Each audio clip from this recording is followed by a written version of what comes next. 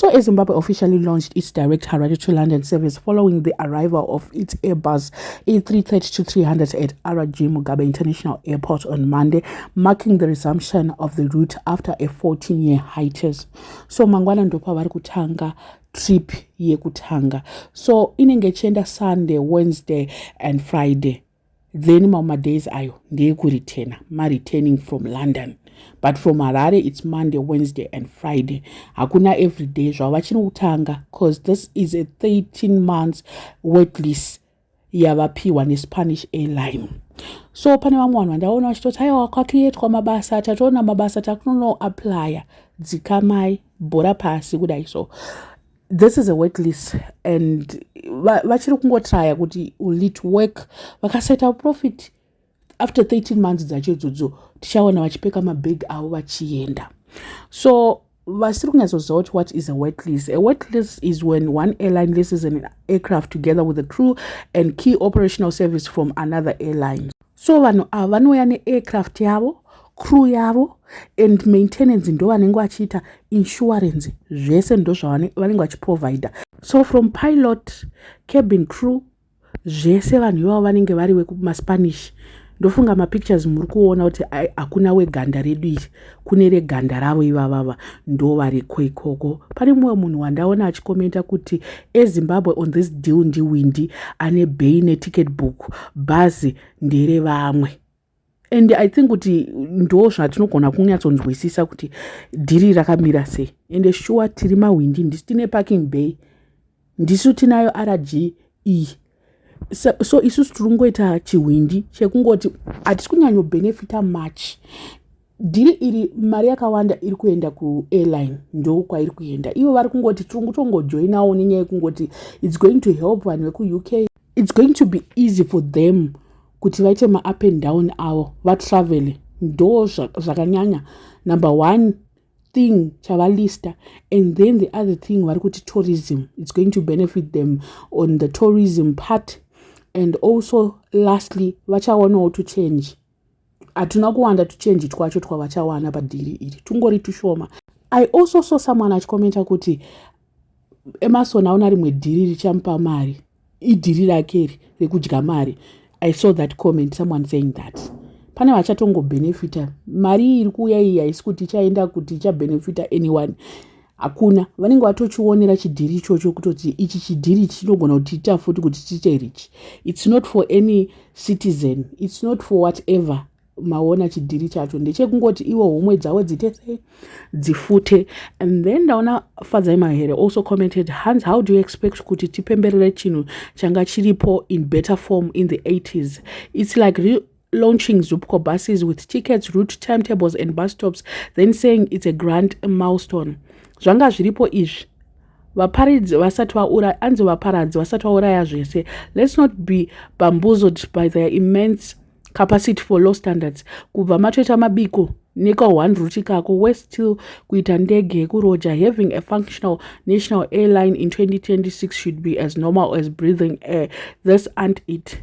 We need new leaders. Imagine kuti Wikinell has the capacity of landing and iko kwacho getu iko anolenda direct, ane direct flight from Harare, from RG to Uyu personal.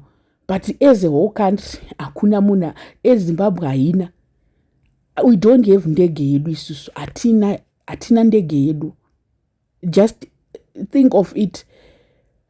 Hakuna ndege inoenda kuLondon yedu isusu. But personally vane anatungwarara vane ndege dzavo dzinogona kuvaendesa ikoko, ma direct flights. But isusu as a whole nekupfuma kwakaita nyika inoika hatina ndege inoti iyi ndeyedu.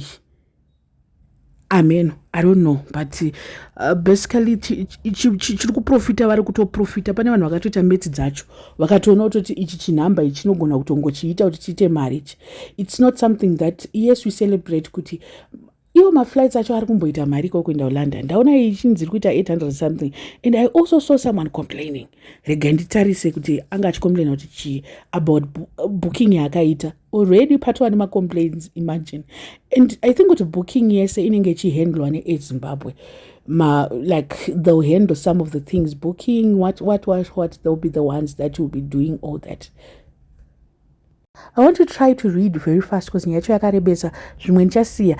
fly home to Zimbabwe every 4 to 6 months like clockwork. So when Air Zimbabwe announced direct flights from London, Gatwick to Harare, 10.5 hours, no nonsense, my patriotic heart did a little dance. Finally, I thought, time to support the home team. I tried booking. Big mistake. The website was a comedy of errors, no terms and conditions, no luggage info, no cancellation policy, just endless crashing and freezing. I rang the Harare office. The supervisor wasn't sure about anything. The promo fare of 890 was valid until 15 November, then suddenly until 10 August, then magically 30 August.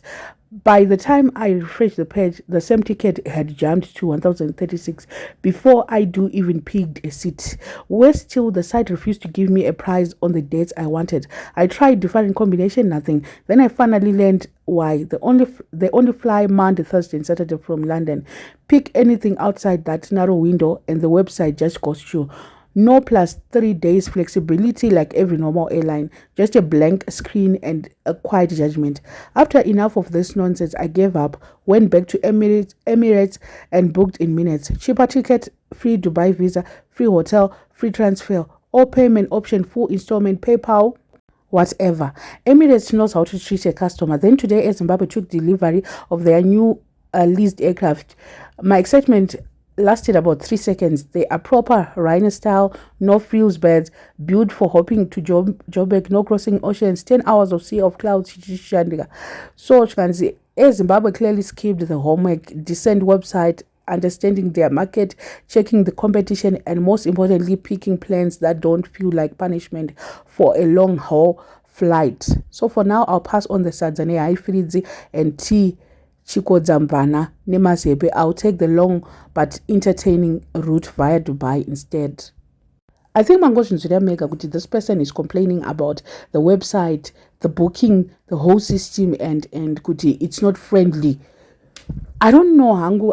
I've never traveled that much and shokunyanyotenga tickets Derek, but in my experience and if you keep on checking my tickets, if you keep on uchita say ticket is not dura so I may not teach you but I don't know the logic or so, but if you keep on going to the same website uchida utenga ticket anoita chichinja so I don't know tichi, especially if you want to travel kanoti mangwana or so unotozoona kuti ko ticket racho wazvari handizivi kuti chii chinoitika kana kuti inenge iri demand here kana kuti inenge iri chii, I don't know, but I mean, let's just give them a benefit of doubt kuti they are going to deliver. My prizes andizonyatsozive zvangu kuti before anoita mari after vanhu vekulondon mungatotibetsere ipapo handizive, but anyway, all the best.